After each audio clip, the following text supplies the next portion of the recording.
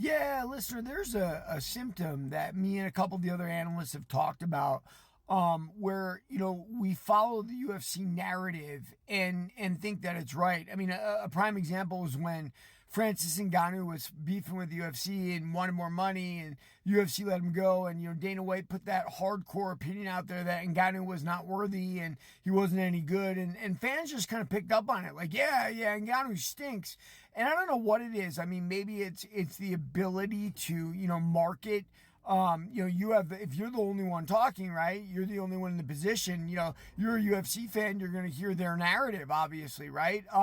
And with Khalil Roundtree, it's very confusing, right? He doesn't deserve that title shot. By any means, but now people are sort of waking up, going, yeah, I love Khalil, and I don't know what to say about that. I think as human, to a certain extent, we're all sheep like that, right? Like, we hear something enough, someone can say something enough times, and my father was the ultimate con man, right? So I know this. It doesn't have to be true, guys. All they have to do is say it. In fact, one of the reasons I wrote my book, guys, is because I wasn't going to let my narrative about crime that I'd been in prison for, about martial arts and the fight gym, go to someone else's narrative. Like, obviously, the Scrap Pack has a narrative about me, right? Oh, crazy old man, he stinks. He goes too hard.